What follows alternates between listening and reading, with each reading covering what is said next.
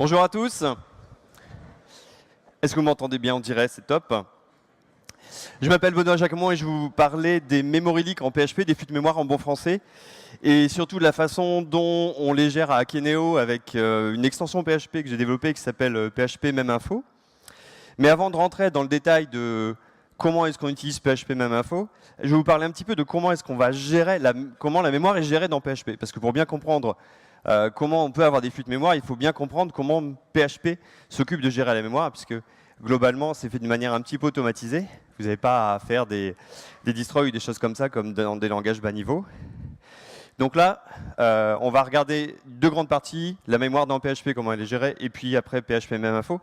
Mais avant, un tout petit peu d'introduction. Qui je suis? Je m'appelle Benoît Jacquemont, je suis directeur technique et un des cofondateurs de Akeneo. C'est intéressant pour le contexte, je vais vous expliquer après pourquoi, et je suis aussi l'auteur de PHP Même Info. Akeneo, c'est une solution open source de gestion de catalogue produit qui est écrite en Symfony. Et on est basé à Nantes, et on est une petite cinquantaine aujourd'hui. Alors, pour rentrer dans le vif du sujet, déjà, qu'est-ce que c'est qu'une memory leak? Alors, une memory leak, c'est simplement, c'est l'explication de Wikipédia, mais en plus simple, une memory leak, simplement vous avez des objets ou des éléments qui sont en mémoire, qui vous ne servent plus, mais qui sont en mémoire et donc qui prennent de la place en mémoire. On va voir qu'il n'y a pas que l'utilisation mémoire comme impact négatif des memory leaks.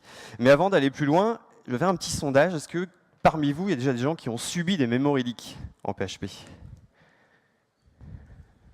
Ouais, c'est pas mal, hein. Un bon tiers, un gros tiers.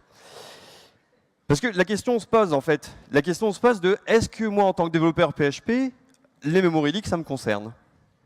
Et c'est une bonne question.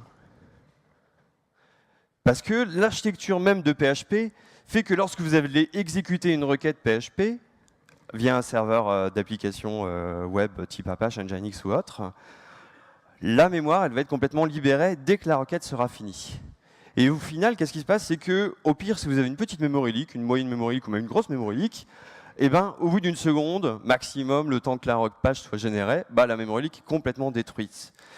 Parce que l'architecture, c'est du share nothing, c'est-à-dire que chaque processus a sa propre mémoire, et toute memory leak qui a lieu dans un processus n'aura pas d'effet secondaire sur les autres processus qui vont arriver plus tard. C'est très différent d'une plateforme comme Java. Sur Java, si vous faites des memory leaks dans une mémoire qui est partagée entre les différentes threads, vous allez faire leaker l'ensemble de la JVM, et là, bam, vous vous retrouvez au bout d'un moment avec une application qui ne fonctionne plus. En PHP, à la limite, on peut presque se dire, c'est pas vraiment mon problème. Néanmoins, c'est pas si simple. Première chose, c'est qu'on a des stacks de plus en plus intéressants d'un point de vue technique, qui font de plus en plus de choses. On a des ORM, on a des frameworks MVC très avancés tels que Symfony 2, qui peuvent cacher des memory leaks, qui peuvent elles-mêmes avoir des comportements qui ne sont pas forcément évidents parce qu'elles sont complexes. Et l'autre élément qui est encore plus important, c'est qu'on peut avoir des processus qui durent beaucoup plus longtemps qu'une requête HTTP. Alors typiquement, vous faites un traitement d'import, un traitement d'export. C'est des processus qui peuvent durer plusieurs minutes, plusieurs heures. J'hésite à dire parfois plusieurs jours. On a parlé des 9 jours d'import potentiel sur la fourchette tout à l'heure. C'est des cas qui peuvent arriver. Et puis vous avez également des processus de type démon. Vous fabriquez un service de queue en PHP. C'est un processus qui va tourner en arrière-plan et qui est destiné finalement à ne jamais être arrêté. Donc il y a une durée de vie qui tend vers l'infini, mais qui va plutôt être de l'ordre de plusieurs jours, voire mois, voire années, dans le cas où vous avez un serveur qui tourne bien. Et dans ces cas-là, si vous avez une micro-memory leak sur un processus qui dure sur plusieurs jours, années ou mois, eh ben là, ça peut vraiment vous le plomber, puisqu'au bout d'un moment, cette micro-memory leak, elle va finir par faire cracher votre processus. Alors vous allez me dire, mais c'est pas très malin ça, les processus de longue durée à faire en PHP, on fait pas ça en PHP, c'est pas fait pour ça, il faut utiliser des vrais langages pour faire ça. Java, Rust, Go ou autre langage de ce genre. Alors effectivement, c'est une bonne façon de gérer le problème, mais ça a un impact très fort, c'est que je vais devoir dupliquer ma logique métier. En gros, vous avez un import de données. Vous allez vouloir faire la même validation sur votre import de données que la validation que vous avez sur votre écran, qui va permettre à l'utilisateur de saisir la même donnée. Vous avez des traitements spécifiques, des traitements métiers à faire, vous allez les faire aussi bien sur l'import que sur les écrans. Donc finalement, vous allez vous retrouver à devoir dupliquer votre code métier si vous désirez choisir PHP pour la partie front et puis un autre langage pour la partie traitement de masse. Donc c'est pas vraiment recevable comme possibilité. Alors pourquoi est-ce que moi, les memory leaks, ça me concerne? Très simplement, ça c'est le schéma de ce que c'est qu'un PIM. Un PIM, c'est l'outil sur lequel on travaille à Akeneo. Un PIM, c'est un hub qui permet de centraliser des informations produits. Vous avez les données qui viennent de différentes sources, qui sont souvent relativement brutes. Elles sont après intégrées dans un endroit central qui va permettre d'avoir une jolie interface pour les enrichir, pour faire la traduction, pour faire plein de choses. Et puis après, vous avez les données. Une fois qu'elles ont été validées et que la qualité a été vérifiée, on peut les envoyer vers le site du e-commerce, votre catalogue papier ou autre. Et donc pourquoi est-ce que les memory leaks, moi, ça peut m'embêter? C'est que finalement, une grande partie des besoins d'Akeneo les traitements d'Akeneo se font via des traitements par lot, des traitements qui peuvent durer très longtemps. On a des imports, on a des processus d'édition massive, on a des processus d'export. Tous ces traitements, en fait, vont être faits en tâche de fond et peuvent durer très longtemps. Donc, chez Akeneo, en fait, de la memory leak, on en bouffe régulièrement. Ça, c'est clair. Et c'est pour ça qu'une des raisons pour laquelle on a travaillé sur PHP Memeinfo pour nous aider à débugger ces outils, ces problèmes-là. Alors, la memory leak, vous allez me dire, bon, bah, limite, on a une memory leak, on met plus de mémoire sur le serveur. C'est vrai. Parce que le premier effet de la memory leak, c'est qu'il y a moins de mémoire pour le reste des programmes. Ça, c'est la grande surprise. Mais en réalité, c'est pas si simple parce que le deuxième effet, qui est beaucoup plus important pour la memory leak, c'est les performances. On ne s'en rend pas forcément compte, mais quand vous allez avoir une memory leak qui va s'appliquer sur votre programme, les performances de votre programme vont descendre d'une manière très forte. Et on va le voir tout à l'heure, on va faire des petits exemples. Et c'est là qu'on peut même arriver dans des cas où les performances vont tellement se dégrader que votre processus ne va jamais arriver au bout, parce que tout simplement, le temps passé par votre programme à vous, en fait, PHP va le prendre pour passer du temps à gérer cette mémoire qu'il n'arrive plus à gérer à cause de la memory leak. On va voir ce que ça va donner exactement. Alors, pour comprendre un petit peu comment tout ça fonctionne, on va aller regarder ce qui se passe dans la mémoire PHP et comment la PHP libère la mémoire. Parce que alors, on peut faire des unsets, mais globalement, la plupart du temps, on ne s'intéresse pas nous-mêmes, on ne fait pas nous-mêmes la gestion de la mémoire. Et ce qui est intéressant dans PHP, contrairement à d'autres plateformes, c'est qu'on a plusieurs mécanismes de libération mémoire. Le premier, c'est le ref counter. C'est celui, je dirais c'est le legacy, mais au sens positif du terme, c'est celui qui est là depuis le début et qui a l'avantage d'être très simple et donc d'être très efficace. C'est-à-dire qu'il utilise très peu de CPU pour s'exécuter, il fonctionne de manière très rapide, et en plus, il va libérer la mémoire dès qu'elle n'est plus utilisée. Alors ça, c'est parfait. Alors comment est-ce qu'il fonctionne, ce petit ref counter? Je vous ai présenté un petit bout de code PHP à gauche, et à droite, on a l'équivalent en mémoire. Ce qui se passe en mémoire après que chaque exécution PHP chaque ligne PHP se soit exécutée. Donc, j'ai ma petite fonction showMessage qui m'affiche un petit message Hello World. J'appelle ma fonction showMessage. Et juste après l'instanciation de la variable texte, j'ai une zval. Alors je pense que vous avez déjà entendu parler de ce terme zval, hein, c'est la structure en mémoire d'une variable PHP. J'ai une zval qui est construite en mémoire. Cette zval, elle a donc une valeur, et puis elle a un refcount. Le refcount, c'est le nombre de références qui pointent vers cette zval. Comme je viens de la créer avec cette variable, j'ai bien mon $texte qui pointe vers cette zval, donc j'ai 1 en refcount. Facile. J'exécute le texte, j'affiche le texte, j'exécute la méthode, je la quitte. À la fin, mon refcount, il est décrémenté. Je passe à 0. Et là, le travail du refcounter, c'est de faire en sorte que toutes les refcounts à 0 soient libérées de la mémoire. Voilà, ça c'est le fonctionnement du refcounter. Relativement facile. Ça va jusque-là? Un petit peu plus compliqué, on va travailler avec des objets. Alors les objets, vous le savez, ça fonctionne avec des références, hein. On échange des références plutôt que des passages par copie. Donc là, j'ai ma petite fonction buildObjects, j'appelle ma fonction buildObjects.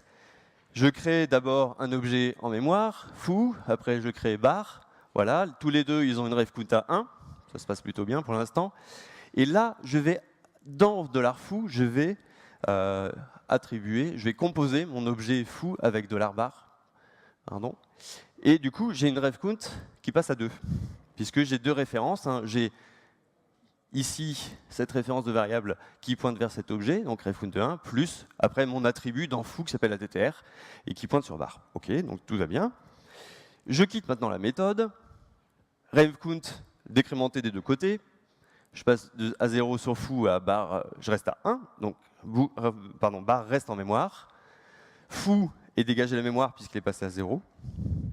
Et ce qui a pour effet assez sympa de dégager la référence vers bar qui elle-même passe à 0, qui est dégager la mémoire. Ouf, tout se passe bien, on a la mémoire qui est libérée. Ça va? Cool. Un petit peu plus compliqué. Un exemple où là, qu'est-ce que j'avais fait par rapport à tout à l'heure, c'est que j'ai rajouté que bar pointe aussi sur foo. Donc je vous le fais rapidement. On se retrouve ici avec foo et bar, donc refcount à 1 pour foo et refcount à 2 pour bar.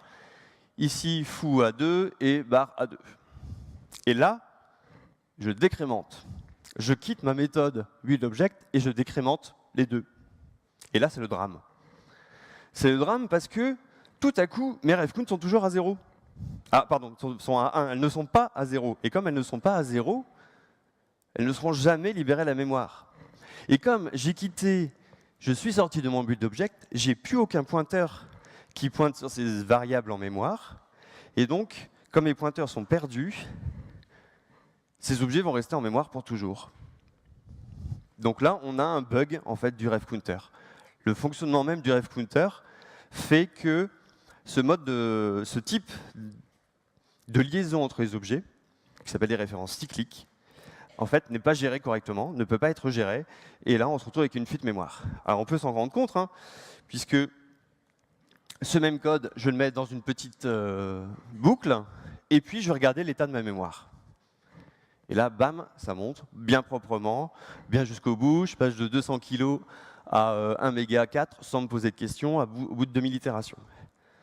Alors vous allez me dire, ouais, bon, d'accord, les références cycliques, ça n'existe pas vraiment. Sauf que si les références cycliques, on s'en sert pas mal. Il y a déjà des structures de données qui ont besoin de références cycliques, tout ce qui est les structures arborescentes. Vous avez un nœud qui a un parent, le parent il a ses enfants, et vous avez des références dans les deux sens, puisque vous avez besoin d'accéder dans les deux sens. Donc ça existe. Un autre exemple, mais qui n'est pas une bonne pratique, mais qui peut arriver quand même, si vous injectez le conteneur dans un service, vous vous retrouvez avec un service qui pointe sur le conteneur et le conteneur qui repointe sur le service. Hop, petite référence cyclique. Autre exemple beaucoup plus classique, dans Doctrine. Doctrine vous demande en fait de faire des liaisons dans les deux sens lorsque vous faites une relation entre des objets. Et là, vous reprenez des références cycliques. Bref, il y en a un bon paquet de références cycliques qui existent dans le monde, dans le monde de la programmation, et qui vont nous poser des problèmes. Alors ça tombe bien, parce que depuis PHP 5.3, il y a un nouveau système de nettoyage de la mémoire qui s'appelle le Circular Reference Collector. Qu'est-ce qu'il fait ce Circular Reference Collector? Il va nettoyer les références circulaires. Donc ça tombe bien, c'est plutôt cool. Il est dédié à ça. Vraiment, son rôle, c'est de travailler que là-dessus. Comment est-ce que ça va marcher? Le problème, c'est que alors vous allez me dire, ouais, mais c'est cool, mais ma mémoire, elle continue. Là, j'ai augmenté le nombre d'itérations dans ma boucle, ça continue à augmenter. Alors, une des différences majeures entre le ref counter et le Circular Reference Collector, c'est que le Circular Reference Collector ne s'exécute pas dès qu'il a besoin de nettoyer la mémoire. Donc en fait, il faut attendre un petit peu. Il faut attendre un petit peu, on va se rendre compte que plus on va avancer dans les itérations, et à un moment donné, en fait, il va passer. Et le chiffre ici est intéressant, on est aux alentours de 5000 itérations. C'est-à-dire, si vous vous souvenez du code, pour chaque itération, on crée 2 objets. En fait, au bout de 10 000 objets, c'est en dur dans le code de PHP, au bout de 10 000 objets, ce garbage collector va se déclencher. Et là, on voit qu'il fait plutôt bien son travail. Ça augmente, bam, 10 000 objets, je redescends. Hop, ça augmente, bam, 10 000 objets, je redescends. Donc là, on est plutôt cool. Alors, je ne sais pas si vous avez déjà vu ça quelque part, cette forme de graphique. Alors, peut-être qui ont déjà fait du Java ou du JavaScript même, puisque c'est assez proche. En fait, ça, c'est issu d'un outil qui s'appelle JVisualVM, dans le monde Java, qui permet d'afficher la mémoire, l'état de la mémoire, et vous avez exactement les mêmes dents de scie qui présente bien en fait le mode de fonctionnement du garbage collector. Vous avez hop, je monte, garbage collector, etc. etc. Là, c'est un screenshot que j'ai fait en restant un petit peu sur mon compte Gmail. J'ai pris ça dans les Chrome Developer Tools, et vous voyez, la mémoire JavaScript augmente, et puis clac, à un moment, le garbage collector il passe, hop, je passe, etc. etc. Donc on retrouve les dents de scie un petit peu moins jolies, un petit peu moins propres, mais on a le même fonctionnement. Finalement, c'est assez classique dans le monde des plateformes qui utilisent des garbage collectors d'avoir ce truc-là. On va regarder un tout petit peu comment il fonctionne ce système-là. À chaque fois, souvenez-vous, tout à l'heure, ce que je disais, c'est que lorsque on avait donc cette référence cyclique, c'était lorsqu'on quittait une méthode ou qu'on faisait un unset, donc on décrémente les ref count, et c'est à ce moment-là qu'on peut avoir un risque de perdre le pointeur. Donc si on perd le pointeur, après c'est foutu, c'est resté en mémoire, on ne pourra jamais les retrouver, on ne pourra jamais les nettoyer. Là, l'idée, c'est qu'à chaque fois qu'on diminue le ref count, qu'on décrémente le ref count, on met les zval, on les raccroche en fait à un buffer au niveau du garbage collector. Ce garbage collector, il a un buffer de 10 000 entrées.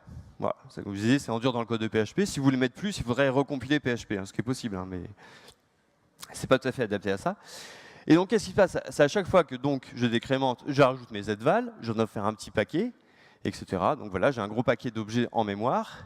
Et sur la dernière, quand j'arrive sur la dernière case, c'est là qu'il se réveille.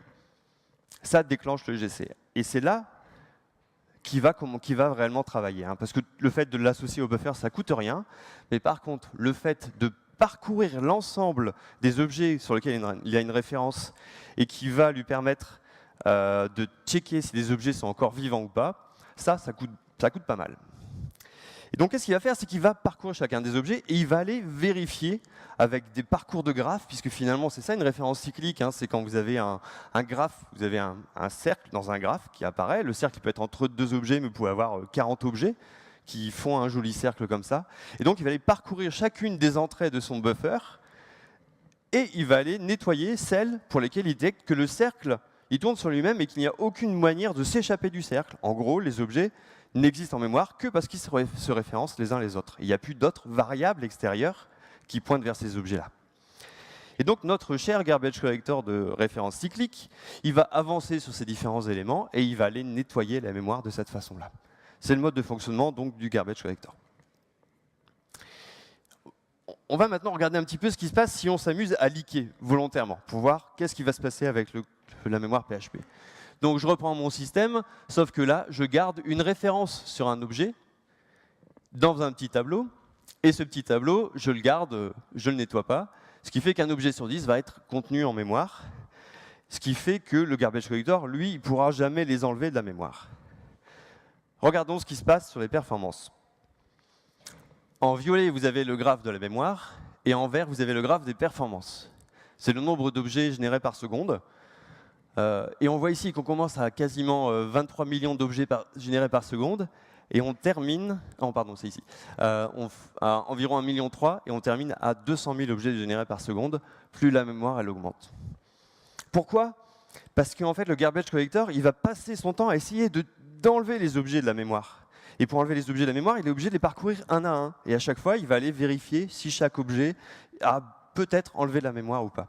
Et c'est intéressant parce qu'on voit sur les pics, à chaque fois que j'ai mon garbage collector qui passe, clac, là j'ai un pic de baisse de performance. Parce que le CPU, il n'est plus utilisé pour faire tourner votre programme. Le CPU, il est utilisé pour faire tourner le garbage collector.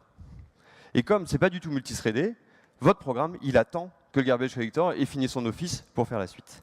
Et donc quand j'ai une nick, c'est là qu'on voit le lien avec les performances. Quand j'ai une nick, eh ben, c'est la catastrophe en termes de performance. Ça s'écroule complètement et ça tend vers zéro presque. Vous pouvez avoir des programmes où ça met 90% du temps d'exécution est dédié à faire passer du garbage collector qui ne collectera rien parce qu'il y a une fuite. Encore pire, qu'est-ce qui se passe lorsque le buffer est plein? Ce qu'on appelle la double punition. Vous allez voir pourquoi. C'est quand le buffer du garbage collector est plein, la première chose, c'est que, en fait, il ne peut plus remettre de nouvelles entrées dedans. Donc, c'est-à-dire que toutes les nouvelles entrées, si vous avez des cycles qui n'ont pas été nettoyés par le ref counter, elles resteront pour toujours en mémoire. C'est comme si le garbage collector n'existait pas. Il n'existe pas, néanmoins, à chaque fois que vous allez décrémenter une ref count, le garbage collector, il va rescanner la totalité du buffer. Et donc à chaque fois qu'il rescanne la totalité du buffer, c'est là que votre programme est interrompu et que le moteur PHP fait son office pour essayer de nettoyer de la mémoire. Comme il ne peut pas la nettoyer, vous prenez une grosse suite mémoire qui ne pourra jamais être récoltée et vous prenez des performances qui sont extrêmement dégradées. Donc c'est là que la memory leak, en fait, on ne peut pas se dire « bon, bah, c'est pas grave, j'ai qu'à mettre de la mémoire sur mon serveur ». Parce qu'en fait, ce n'est pas comme ça que ça va se passer. Ce qui va se passer, c'est que vous allez avoir une baisse de performance énorme. Bon, maintenant qu'on sait comment une memory leak peut être créée, on va essayer de voir comment est-ce qu'on peut on peut la débugger. Alors chez Akeneo, on a maintenant un tout petit peu d'expérience sur le sujet et on a vu qu'il y a une bonne méthode qui consiste à faire une méthode relativement classique en debug en fait, de se dire je prends une vision globale et après je zoome jusqu'à trouver un élément qui peut m'intéresser par rapport à ma memory leak. Je vais rentrer dans les détails plus tard, mais c'est pour ça que j'ai mis de la vision de l'oiseau jusqu'à la vision de la fourmi. Les symptômes d'une memory leak. Ça, c'est la première chose, c'est la vision de l'oiseau. C'est la vision de haut. Les symptômes d'une memory leak, c'est que votre programme y ralentit, voilà, et que la mémoire, elle est utilisée. Vous avez de plus en plus de mémoire utilisée. Ça, c'est les deux symptômes. C'est super important parce que c'est surtout le premier qui permet vraiment de se rendre compte si on a une memory leak. Alors, les memory leaks, on peut les analyser avec des profilers. La plupart d'entre vous connaissent Blackfire. Blackfire vous indique que dans une fonction, il y a les mémoires qui étaient prises, dans une autre fonction, les mémoires a été libérées. Donc ça donne une vision assez intéressante, mais sur laquelle ça va nous manquer de quelque chose, ça va nous manquer de qu'est-ce qui reste en mémoire, qu'est-ce qui est en mémoire. Parce que la fonction est intéressante, mais ce qui peut être plus intéressant et qui est complémentaire, c'est d'avoir ce qui reste en mémoire. Et c'est pour ça qu'on a travaillé sur MemInfo. Donc MemInfo, l'extension PHP, va vous dire ce qu'il y a en mémoire au moment où vous lui demandez et va vous fournir des informations sur ce qui reste en mémoire. Et donc le fait de savoir ce qui reste en mémoire peut permettre de comprendre plus rapidement pourquoi ces objets sont en mémoire. Alors PHP MemInfo, c'est une extension qui est sur GitHub. Il y a deux grandes parties. C'est un repo monolithique, hein, donc ça tombe bien, on est en plein dedans, ce qu'il disait Fabien ce matin. Il y a l'extension en elle-même et des analyseurs. Des analyseurs, c'est des petits scripts PHP qui vont permettre d'analyser des dumps en fait, de mémoire qui sont fabriqués par MemInfo. Là, c'est le processus qu'on a mis en place chez Akeneo et qui fonctionne pas mal. Je ne dis pas que ça va s'appliquer à tous les cas et que c'est merveilleux et que c'est la fête. Non, c'est que ça marche plutôt pas mal dans les cas qu'on a fait. La première chose, c'est identifier qu'on a une memory leak. Ça, c'est facile, c'est les symptômes. Vous avez votre processus qui ralentit et de plus en plus de mémoire utilisée. Deuxième étape, c'est d'avoir une vue synthétique de globalement qu'est-ce qu'on a en mémoire. Troisième étape, ça va être, je prends un élément qui est en mémoire, je prends un objet ou un tableau qui est en mémoire et j'essaye de comprendre pourquoi il est en mémoire. Et pourquoi est-ce qu'un objet est encore en mémoire? Eh bien, c'est simplement parce qu'il est encore attaché à une variable quelque part. C'est ça, une leak, hein, c'est toujours quand vous avez une variable qui continue à garder une référence à un objet. Donc, ça permet de retrouver. Parce que ce qui est assez compliqué dans la memory leak, c'est que les références, elles sont parfois assez profondes, comme on le verra tout à l'heure. Et une fois qu'on a fixé, eh bien, là, on est content. Et là, on peut avoir des performances vraiment qui sont beaucoup plus intéressantes. Donc, globalement, ce que je l'ai dit tout à l'heure, hein, une memory leak, c'est quand vous avez des objets qui ne sont pas utilisés et qui sont encore liés à une variable qui, elle, est valide. Et cette variable est encore valide. C'est ça qui fait qu'il y a une memory leak. Donc, la variable qui nous embête, c'est celle-ci. Hein. On va commencer par celle-là, on va l'analyser avant d'attaquer un petit peu plus profondément. On va regarder ce qu'il y a dans la mémoire. Pour regarder ce qu'il y a dans la mémoire, j'utilise MemInfo Object Summary, donc c'est une méthode qui va fournir des informations qu'on verra juste après. Et juste avant, je demande au garbage collector de passer. Pourquoi? Parce que ça ne m'intéresse pas d'avoir des informations sur des objets qui de toute façon seront nettoyés par le garbage collector. Donc bonne pratique, je nettoie d'abord. Et là, j'obtiens cette information. Pour ceux qui viennent du monde Java, ça leur rappellerait peut-être la sortie de la méthode, l'instruction JMap avec l'option histo, qui permet en fait de lister, d'avoir une vision synthétique de ce qu'il y a dans la mémoire de la JVM. Donc là, c'est à peu près la même vision. J'ai les classes, alors j'en ai qu'une seule ici, mais je peux en avoir plusieurs, et le nombre d'instances que j'ai en mémoire. ce qui est encore plus intéressant lorsqu'on travaille sur des memory leaks, sur des process de batch ou de choses comme ça, c'est de savoir comment elle évolue, la memory leak. Parce que peut-être qu'au départ, vous allez charger plein d'objets, puis ces objets ils vont rester là parce que vous en avez besoin. Mais à d'autres moments, vous allez avoir une vraie leak, c'est-à-dire des objets qui vont, sur lesquels vous allez avancer et qui ne devraient pas rester en mémoire. Et donc, c'est bien de savoir comment ça évolue. Donc là, on va regarder comment ça évolue. Voilà, au bout de 1000 itérations, j'ai 202 objets en mémoire. Au bout de 20 000, j'en ai comme ça. Et au bout de 50 000, j'en ai 10 000. Donc, vraiment, j'ai vraiment un problème de ce côté-là. C'est bien cette classe-là qui me pose problème. Donc, deuxième étape, je vais dumper la totalité de ma mémoire.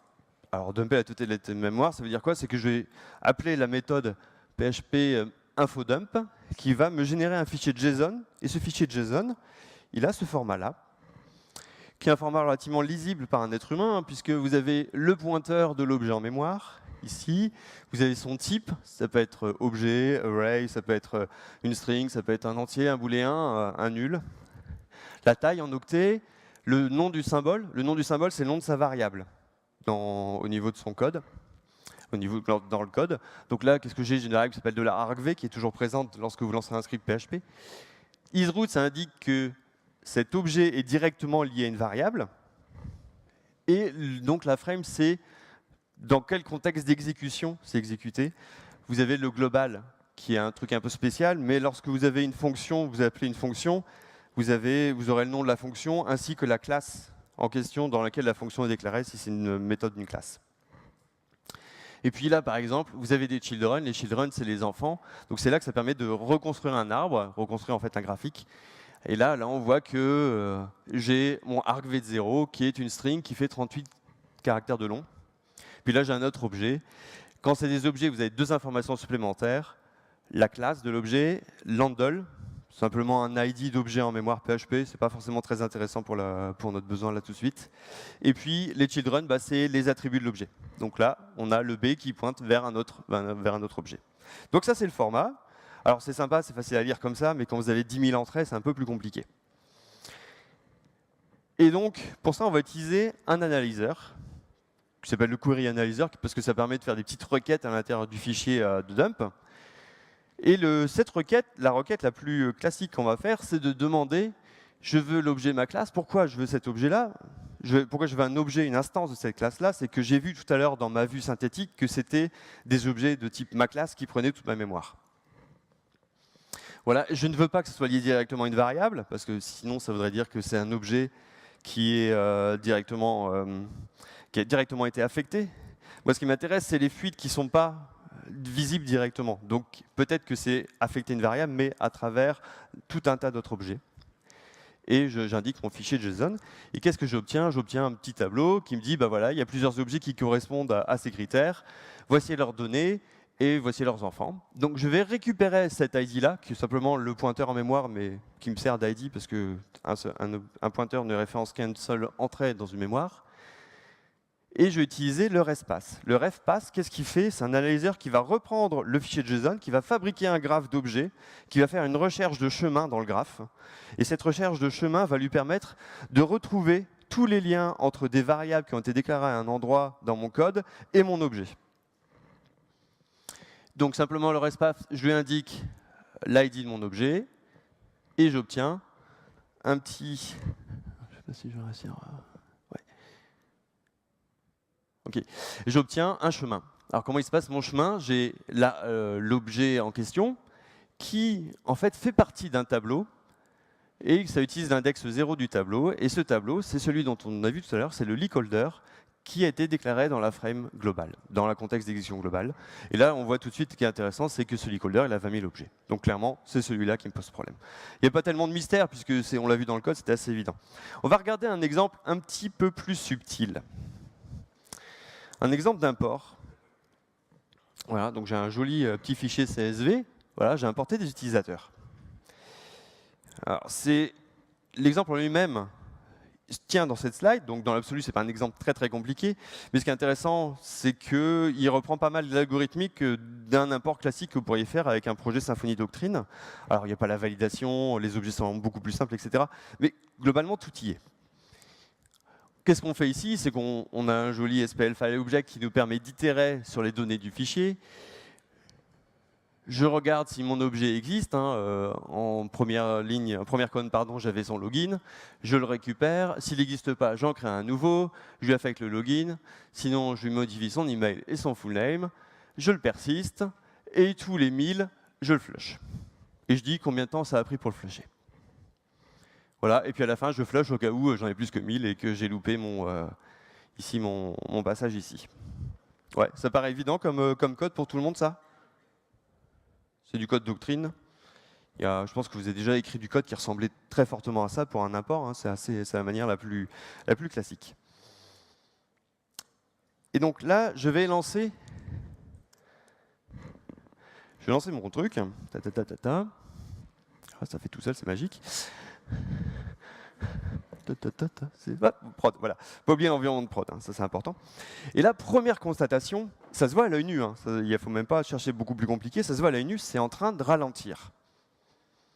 Vous voyez bien, au début ça allait pas mal, j'avais plusieurs milliers d'imports par seconde. Maintenant, si je peux en avoir 1000 utilisateurs tous les 2 secondes, c'est super. Donc ça ralentit. Je fais un petit top en parallèle pour constater le deuxième symptôme, qui est la mémoire utilisée. Je regarde la colonne résidente qui permet d'avoir la mémoire résidente du processus. Donc c'est plutôt les datas qu'on va retrouver ici. Ici, on va retrouver pas mal de choses en plus, comme les librairies et le reste. Donc c'est plutôt cette colonne qui m'intéresse. Et là, qu'est-ce que je vois? C'est que cette colonne, elle augmente. Donc là, j'ai le truc de base, les 2 symptômes. Ça rame, ça ralentit plutôt que ça rame, parce que les 2 choses différentes, ça ralentit. Et j'ai une fuite et j'ai un problème de mémoire. Donc, hop. Première chose, on fait le summary avec l'object summary qu'on a vu tout à l'heure. Qu'est-ce que je retrouve dans ma mémoire? Je retrouve, au bout de 10 000 objets, j'ai 10 001 objets en mémoire. Là, j'ai d'autres objets Symfony. Ce qui va être intéressant de regarder, c'est l'évolution. Peut-être qu'il y a d'autres objets qui vont passer au-dessus. Non. Mes objets Symfony, input option, il n'y a pas tellement de raisons qu'ils se retrouvent au-dessus, mais voilà, ils restent stables. Donc vraiment, ce qui me pose problème, c'est mes entités utilisateurs. Alors mes entités utilisateurs, je vais aller regarder pourquoi est-ce qu'un de mes utilisateurs continue à être en mémoire, alors que moi, je les ai persistés, je les ai flushés, donc après, pour moi, c'est fini, ils ne devraient plus être là. Pourquoi est-ce qu'ils sont encore en mémoire? Donc je vais dumper la mémoire. Voilà, je vais appeler le query tout à l'heure, le query qu'on a fait avec la classe de type user, et puis je veux pas que ce soit directement le user que je suis en train de traiter, mais n'importe quel autre utilisateur qui resterait encore en mémoire. J'obtiens des choses intéressantes, donc j'ai pas mal d'objets, et ici j'ai un item ID que je récupère. Ça va pour le processus? Ouais, ok. On fait le même coup tout à l'heure. Et après cet objet, j'utilise leur espace qui me permet de retrouver le chemin. Et là, j'ai un chemin qui est un petit peu plus long que tout à l'heure. Retrouver ma souris. Voilà. Donc j'ai mon objet et je vois que mon objet, en fait, il fait partie d'un tableau. C'est la 6e entrée, enfin plutôt 7e entrée du tableau puisque ça commence à 0. 7e entrée du tableau qui contient 20 000 entrées. Donc ça, c'est un bon candidat pour savoir qui est celui qui leak. Ce tableau s'appelle... ce tableau, en fait, lui, il fait partie d'un autre tableau qui s'appelle App Bundle Entity User. Enfin, ça, c'est son entrée dans l'autre tableau. Cet autre tableau, qui est une seule entrée, c'est un l'identity map. L'identity map, je le trouve dans l'objet unit of org de doctrine. Cet objet unit of org de doctrine, c'est en fait l'attribut unit of org de l'objet entity manager de doctrine, qui lui-même est une entrée d'un tableau Doctrine ORM Default Anti-Manager, donc ça commence à vous parler peut-être, pour ceux qui font de doctrine, ça ressemble à quoi ça? Le nom du service. Et donc là, j'ai effectivement un tableau qui s'appelle service dans mon conteneur, AppProd Project Container, et mon conteneur, en fait, voilà, il s'appelle conteneur dans un objet qui s'appelle AppKernel, qui lui-même, kernel, est connu dans un truc qui s'appelle de l'art global. Ah, c'est un des petits dirty secrets de Symfony. C'est qu'on utilise de l'art global tous quand on fait du Symfony. Et parce que c'est ça qui permet effectivement de garder l'injection de dépendance, le conteneur d'injection de dépendance en mémoire. Et donc voilà, alors d'une manière plus lisible. Et je pense que je travaillerai sur la partie analyseur pour faire cette représentation qui est bien plus lisible. Mon objet est encore en mémoire parce que j'ai dans mon kernel Symfony un service Entity Manager qui a un unit of work, qui lui-même a un tableau Identity Map, qui est donc l'Entity Map pour cette classe-là et qui a plusieurs objets ici. Donc là, ma leak, en fait, elle est liée simplement au fait que Doctrine conserve dans son unit of work un lien vers mon objet user. Et donc là, je vais le fixer, puisque bon, là du coup, ça me permet de comprendre pourquoi mon objet est encore là, ça me permet de rentrer plus, c'est la faute de Doctrine, entre guillemets, c'est mon utilisation de Doctrine qui n'est pas bonne, donc je vais pouvoir rentrer dans la doc de Doctrine et savoir qu'il faut que je fasse un petit clear. Et là, la différence, elle est flagrante. Une fois que j'ai fait mon clear, avant le fixe, 216 mégas, 41 kg après d'utilisation mémoire, temps d'exécution, presque divisé par 10. Donc là, on est vraiment, lorsqu'on parle de fuite mémoire, on parle vraiment des performances. C'est vraiment ça le sujet. Je vais terminer avec des petites bonnes pratiques sur les memory leaks pour éviter de se retrouver avec des memory leaks et qu'elles aient trop d'impact sur vos programmes. Monitorer les processus qui durent longtemps. Alors, que ça veut dire monitorer? C'est savoir détecter qu'un processus est en train de ralentir. Et ça, c'est pas forcément évident. Parce que quand vous avez un processus qui prend 100% de CPU, vous ne savez pas si les 100% de CPU c'est dédié à votre programme ou si c'est 80% de CPU dédié au garbage collector qui n'arrive pas à libérer de la mémoire. Donc avoir des logs qui vous disent combien d'entrées vous avez traitées, avoir des timestamps sur les entrées que vous traitez, ce qui vous permet après avec une requête SQL d'avoir une petite idée de combien d'entrées a été traitées à la seconde au début et à la fin de votre programme. Ça, c'est la première chose. Au moins être capable de dire votre programme, il est en train de ralentir ou il n'est pas en train de ralentir. Première chose. Deuxième chose, essayer d'éviter les services stateful, ce qui n'est pas forcément évident lorsqu'on travaille avec des ORM qui ont besoin de gérer une session d'objets en mémoire, mais si on peut éviter, c'est mieux.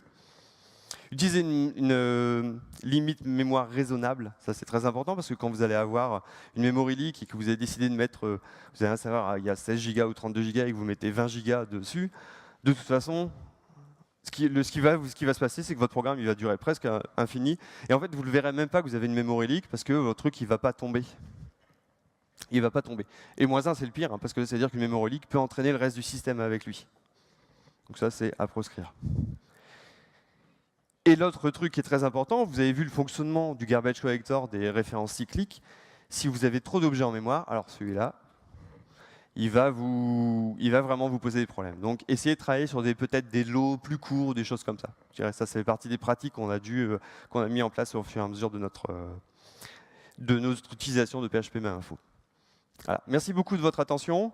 Merci.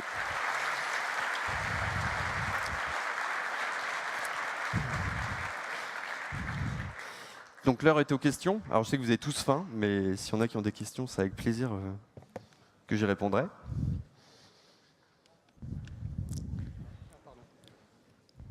Oui, bonjour. Je ne sais pas où il est le monsieur. Je suis là. Ah, oui. Déjà, bravo pour cet outil que je trouve très intéressant, qui va nous être très utile dans la vie de tous les jours. Merci. Après, je suis allé voir vite fait le GitHub. C'est pas encore supporté sur PHP 7. C'est prévu pour quand? Je m'attendais à cette question, je ne sais pas pourquoi. Classique. Hein. Non, j'ai commencé à regarder de près. Il y a eu pas mal de changements sur les ZVal dans PHP 7, hein, pour ceux qui ont un peu suivi comment ça se passait. Donc, il y a quelques jours de boulot pour y arriver. Par contre, toutes les petites bidouilles qui me permettent de passer d'une trame d'exécution à l'autre, ça va passer, parce que c'est nativement, c'est le même fonctionnement. Donc les trucs qui étaient plus compliqués à développer sur cette extension ne devraient pas poser de problème avec PHP 7. Et je pense que d'ici la fin du mois, ça devrait être compatible. Très bien, merci pour l'outil. Hein.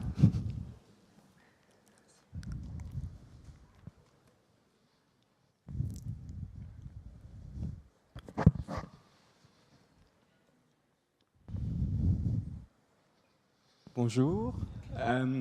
Alors, ma question, elle est concernant les performances de cette extension. Est-ce que je peux, par exemple, installer PHP MemInfo sur mes workers et prendre des snapshots régulièrement, me balancer le résultat et faire des analyses en continu sans que ça impacte trop les performances comme du Xdebug? Voilà, c'est ma question. Ouais, alors pour donner une petite idée, là, lorsque j'avais 10 000 objets en mémoire, ça me générait un fichier JSON de 35 mégas, ça prenait environ 2 secondes sur ma machine. Normalement, dans un cas d'utilisation réelle, on ne devrait pas avoir autant d'objets en mémoire, donc ça ne devrait pas poser plus de problèmes que ça de générer générer régulièrement. Après, il ne faut pas faire ça toutes les secondes non plus. C'est pas forcément adapté. Et ça reste un outil de débugage. Donc debug en production. Ok, merci.